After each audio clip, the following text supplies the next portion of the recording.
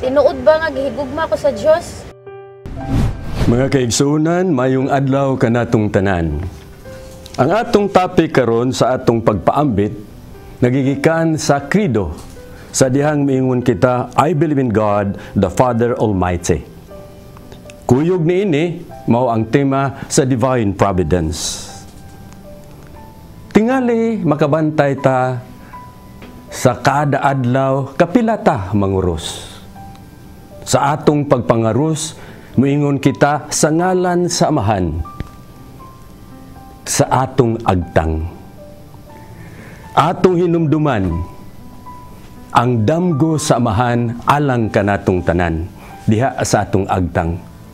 Sa dihang niingon siya, let us create man in our own image and our own likeness.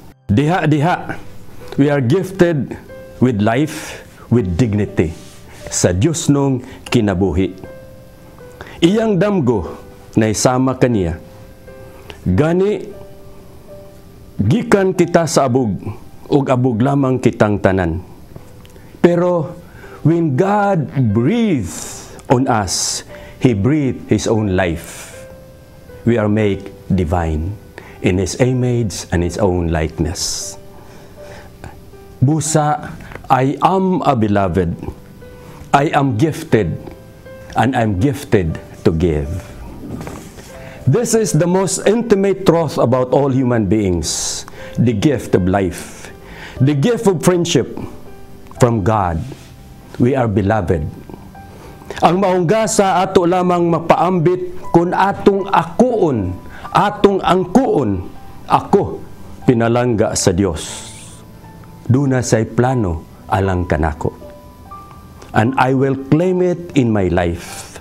Ang kuno nato ang pulong sa Dios ngadto sa iyang anak, atong Ginoo. You are my beloved, on you my favor rest. Kana ang kamatuoran. Busa bakak ang daghan nato makadungog nga ingnon ta, bugo ka, batig naong way buot, you're nothing. Ang tingog sa mga haters o bashers. Kini mga fake news. Kung atong tuhuan, it leads us to self-pity and feeling of rejection on ourselves. Sama ba sa tingog nga nag-ingon? Prove that you're worth something. Do something relevant, spectacular, and powerful. Then you will earn the love you so desire. Matud pa sa mga psychologists o sociologists, we are what we are because of the people who love us and the people who refuse to love us. Mga kaigsuunan, long before we are intimately loved by our parents, teachers, spouses, children who love us or wanted us, we are called and created in His image and His likeness. We are a beloved. That's the truth. And this is the truth that we need to claim in our hearts. Busa makaigsuon, patalenghugi ang pulong samahan sa dakong pagpamalandong nga nag-ingon. Ako nagbuhat kanimo sa akong kinaiya ug kasamahan. Ako nagtawag kanimo sa imong ngalan. Sukad pa sa sinugdan, ako ka. Ako ka. Ug ako imo. Akong gikulit sa akong palad ang imong ngalan. Gigakos ko ikaw, labaw sa pagakos sa usa ka inahan siyang pinalanggang anak. Akong gihap matagihay sa buhok sa imong ulo. Ug gigiyahan ko ikaw sa mataglaka nga imong padulngan.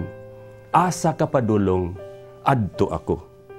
Sa imong pagpahulay, bantayan ko ikaw.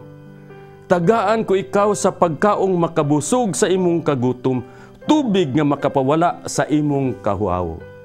Dili ko taguan ang akong naong, makaila ka kanako, samo nga ako nakaila kanimo. Ako ka, ako ang imong amahan, imong inahan, imong igsoon, imong hinigugma, ubisan gani imong anak. Bisan asa ka, anaa ako. Walay makapabulag kanato, nahiusa kita. Mga igsoon, that is our God, our Creator. That's the truth. That is God's providence. Amen.